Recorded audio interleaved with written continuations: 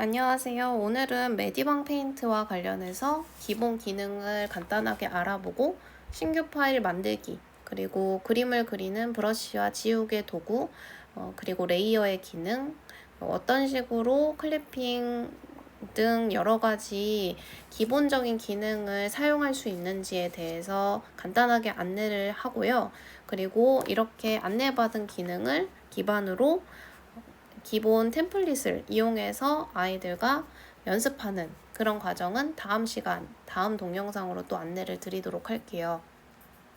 다음 동영상에는 이제 어떤 식으로 캐릭터를 디자인하고 표정을 표현하게끔 연습을 해야 하는지, 그리고 아이의 사진 또는 아이가 그리고 싶은 인물 사진으로 어떤 식으로 캐리커처를 해서 캐릭터를 만들지에 대해서도 안내를 드리니까요. 그 부분 종합해가지고 기관에서 수업하실 때 도움을 받으셨으면 좋겠습니다. 일단 1차적으로 메디방 페인트의 앱을 여시면 이렇게 왼쪽에 보면 6가지의 메뉴바가 나오고, 오른쪽에는 크게 자신이 작업을 했거나 아니면 템플릿을 열었거나 아니면 샘플 이런 이미지가 나올 거예요. 그 외에 클라우드는 여기에서 단말기 안에 저장되어 있는 게 아니라 로그인을 했을 때 자신의 계정에 제공되는 저장 공간에 클라우드로 연동을 해서 저장을 하는 걸 얘기하고요.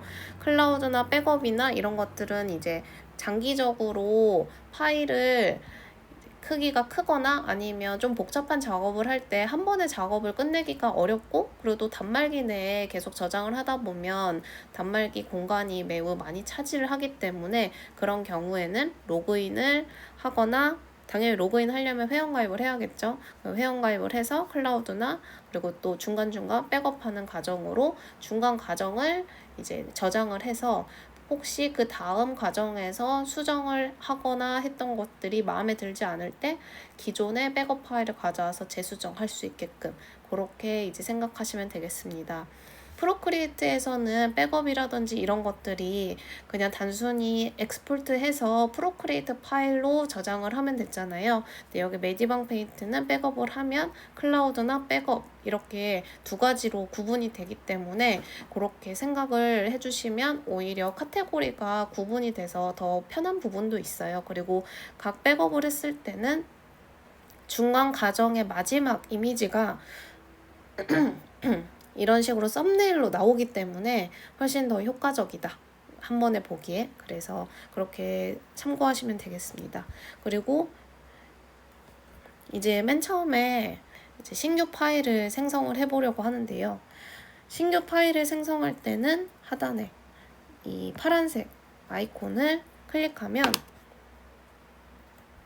신규 작성부터 이미지 선택 후 임포트 등 다양한 어떤 방식으로 캔버스를 열지에 대해서 선택하는 것들이 나와요. 지금은 우리가 복잡한 여러 가지 선택하고 촬영하고 임포트하거나 이런 것들에 대해서는 설명은 드리지 않을 거예요. 그 다음에 단계별로 뭔가 필요한 순간이나 내용이 있을 때 그때그때 안내를 드릴 거니까 이번에는 신규 작성하는 거에만 나온다고 생각하시면 되고, 그걸 참고로 하시면 되겠습니다. 네, 맨 처음에 여기 보시면 이제 해상도 부분에서 350 dpi, 그리고 기본은 폭 높이 이렇게 1200에 약 900 정도로 나오는데요. 이 폭과 높이를 교체하고 싶으시면 여기 이제 센티미터나 픽셀 두 가지 다 선택을 할 수 있으니까 이제 선생님이 필요하신 이런 크기나 픽셀에 맞춰가지고 요거는 얼마든지 수치를 조정하시면 되세요. 그리고 해상도 같은 경우는 인쇄물이 아니라고 하면 350 dpi 이하로 내려주셔도 되고요. 만약에 인쇄나 굿즈 파일이다 라고 했을 때는 350 dpi는 최소 유지하시는 게 중요합니다. 그 이상으로 했을 때는 해상도가 크게 달라지지 않으면서도 파일 자체의 용량만 커지기 때문에 나중에 인쇄 파일로 받으실 때도 부담스러울 수도 있어요. 그래서 350 dpi를 기본으로 유지하시는 걸 추천드립니다. 그리고 배경색은 여기서 투명이나 색 지정 이렇게 해서 색은 지정을 하지 않아도 기본적으로 화이트색으로 백그라운드가 깔립니다. 근데 만약에 처음부터 투명으로 하고 싶다라고 생각하시는 분은 투명으로 시작해 주셔도 돼요. 저는 오늘 교육 자료를 위해서 기본 세팅 값인 색 지정과 픽셀 그리고 기본 폭과 높이 아무것도 건드리지 않고 이 상태로 작성을 하도록 하겠습니다. 네, 이렇게 작성을 해서 메디방 페인트에 캔버스를 열어주면요. 이렇게 상단에 그리고 옆에 이렇게 각 툴바처럼 나오는데요. 그 각 바들을 자세히 찾아보면 이 상단의 바는 말 그대로 그림과 관련된 여러 가지 툴들을 다 모아놓은 툴 모음이라고 생각하시면 되고요.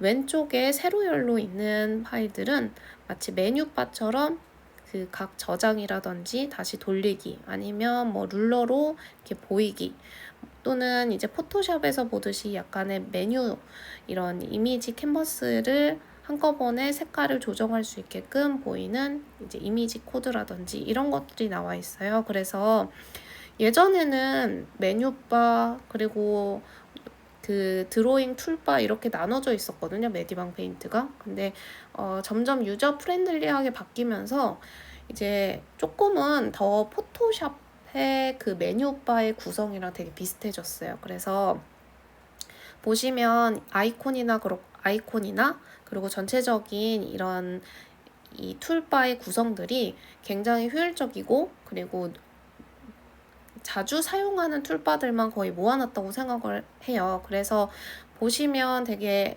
익숙한 이미지들도 있고요. 그런 디지털 기기를 사용하셨던 분들은 프로크리에이트보다는 조금 더 복잡하지만 그래도 한결 쉽게 사용할 수 있게끔 예전보다는 더 많이 업데이트가 됐어요. 가장 기본적인 그 기능인 이제 브러쉬부터 먼저 찾아보면요. 브러쉬는 여기 선택이 되어 있으면 하늘색 부분으로 나오거든요. 이 선택이 된 부분 선택을 하지 않으면 이렇게 한 번 더 누르면 가려지고요. 선택을 하면 이 브러쉬와 브러쉬 세트 이렇게 다 보여요. 그래서 내가 어떤 펜을 하냐 이거에 따라서 이 모양이 나오기 때문에 이렇게 선택을 하시면 되고 한 번 더 클릭하면 프로크리에이트와 비슷하게 이 브러쉬에 커스텀을 할 수 있습니다. 그래서 불투명도도 조절을 할 수 있고 필업 사이즈나 불투명도, 페이드 인 앤 아웃 이런 것들도 다 조정할 수 있기 때문에 이렇게 커스텀 브러쉬를 만들고 싶다라고 했을 때는 이렇게 생성하시면 되고요. 기본적으로 저는 이 기본 브러쉬에 대해서 기능에 대해서 안내를 드렸습니다. 그리고 지우개는 말 그대로 지우개 기능이겠죠. 그래서 여기에서 지울 수 있게끔 이렇게 지울 수 있는 요 기능이 들어가져 있는 거고요. 처음에 이렇게 지우다가 보면 이렇게 한 번에 잘못된 선을 한꺼번에 수정을 하고 싶거나 한 번에 지우고 싶을 때가 제일 많잖아요. 그럴 때는 레이어 지우개, 올가미 지우개 도구라고 해서 한 번에 올가미로 선택을 하면 한꺼번에 지워져요. 그래서 저는 오히려 이 지우개 요것보다는 올가미 지우개를 더 많이 사용하고 기관에서 수업할 때도 올가미 지우개를 훨씬 더 많이 사용하는 것 같습니다. 왜냐면 아이들이 대부분 이 기관에서 수업할 때는 전용 드로잉 펜이 아니기 때문에 아이패드나 뭐 애플 펜슬처럼요. 그런 전용 펜이 아니기 때문에 이 지우개로 지울 때 되게 비효율적으로 이 선이 필압이 잘 먹지 않거나 아니면 잘 움직이지 않는 경우도 많아요. 그럴 때 이 올가미 지우개는 그런 거 없이 그냥 한 번에 선택이 돼서 지울 수 있기 때문에 그 기능을 더 많이 활용합니다. 이 올가미 지우개 옆에 있는 이 도형 네모 아이콘은 선을 한 번에 그릴 수 있게끔 하는 이제 도형 툴이에요. 그래서 사각형을 한 번에 그린다거나 타원을 한 번에 그린다거나 이게 퀵 쉐이프 같은 기능이 메디방에는 없기 때문에 대신 이런 도형 기능으로 해서 넣은 것 같습니다. 그래서 특히 캐릭터 얼굴이나 이런 깔끔한 선을 그릴 때는 이 도형 툴을 제일 많이 쓰기 때문에 이 도형 툴을 아이들한테 안내를 주시는 게 좋고요. 이 옆에 있는 이 점 툴이라고 하는 거는 픽셀 아트처럼 픽셀 툴 같은 거거든요. 그래서 이 픽셀 툴을 쓸 경우는 많진 않은데, 예를 들어서 이거를 많이 확대를 해보면 뭐 약간의 그 스크래치난 선의 느낌이 나긴 해요. 근데 저는 그렇게 효과적이라는 생각은 많이 안 들어가지고 이걸 많이 쓰진 않거든요. 근데 뭐 간혹 가다가 이제 뭔가 약간 그 스크래치난 경계선 느낌을 좀 주고 싶다, 일부러. 그렇다고 하면은 이 기능을 쓰시는 것도 추천드립니다. 네, 그리고 이 옆에 있는 거는 이동 툴이고 확대 툴인데, 이거는 그림이 없어서는 할 수가 없어요. 그래서 일단은 오른쪽에 있는 레이어부터 설명을 하겠습니다. 여기는 레이어를 추가할 때는 레이어 상단 위에 플러스 버튼을 눌러주시면 돼요. 이 기능 자체도 되게 포토샵이랑 비슷해요. 그리고 포토샵의 도구 영역과 되게 비슷한 모습을 보입니다. 그리고 플러스를 눌렀을 때도 컬러 레이어부터 1비트 레이어, 마스크 레이어, 하프톤 레이어 등 여러 가지 레이어 타입을 고를 수 있기 때문에 되게 기능이 다양하다라는 걸 느끼는데요. 다만 대부분이 8비트 레이어부터 하프톤 레이어까지는 자주 쓰는 기능은 아니에요. 그리고 마스크 레이어 정도는 자주 쓰고요. 그래도 대부분은 컬러 레이어를 많이 쓸 거예요. 그래서 저도 컬러 레이어를 추가하도록 하겠습니다, 나중에. 그리고 잠금 기능이나 클리핑 기능, 보통 투명도 보호 이런 부분이 있는데, 맨 처음에 레이어의 색깔을 먼저 이제 들어가면서 설명을 해볼게요. 이 버킷 툴은 둘러싸인 곳을 한 번에 채우는 툴이죠. 그래서 캔버스에 또는 아니면 레이어에 둘 중에 한 번에 대상으로 선택할 수 있을 텐데요. 한꺼번에 아무것도 그려져 있지 않은 상태에서 누르면 이 전체 캔버스를 칠하게 되는 거고요. 만약에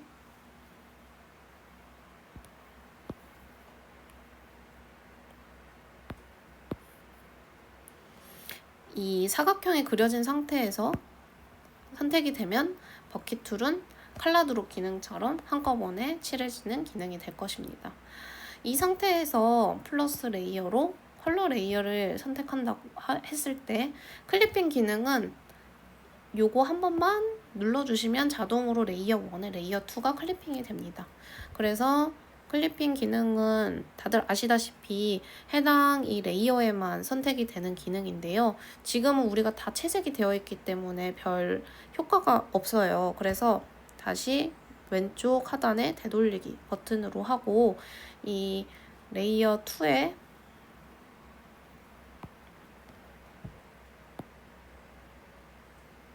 사각형으로 다시 한번 넣어 보겠습니다. 그래서 레이어 하나 추가하고 클리핑 기능을 넣어 볼게요. 그런 다음에 브러쉬로 하면 클리핑이 돼서 이 바깥으로는 퍼져나가지 않는 것을 보실 수 있을 겁니다. 그리고 여기에서 오른쪽에 그라데이션 툴도 있어요. 그래서 그라데이션 툴을 누르면 선형, 원형, 배경, 뭐 수평, 수직 이렇게 조작 다 가능할 수 있게끔 되어 있거든요. 그래서 이렇게 조정도 가능하고 이런 식으로 전체적으로 원형이 나오게끔도 가능합니다. 이 그라데이션을 하게 되면은 여기 뒤에가 지금 흰색으로 배경이 풍경이 되어 있기 때문에 그라데이션이 여기 안에만 들어가는 것처럼 보이지가 않아요. 그래서 요거를 봤을 때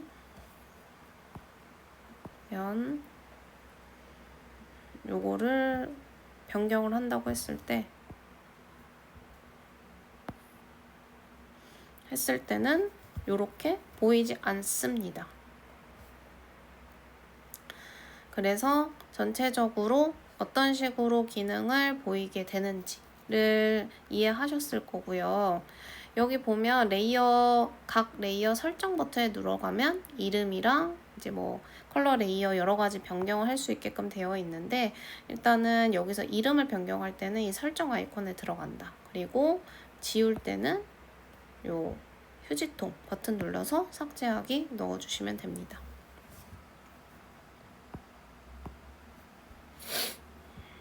네, 그래서 이렇게 일단 기본적인 툴 설명은 했고요. 이제 다음 영상에서는 이걸 기반으로 해서 여기 초보자를 위해서 메디방 페인트에서 준비한 여러 가지 기본 템플릿이 있어요. 그래서 여기에서 보면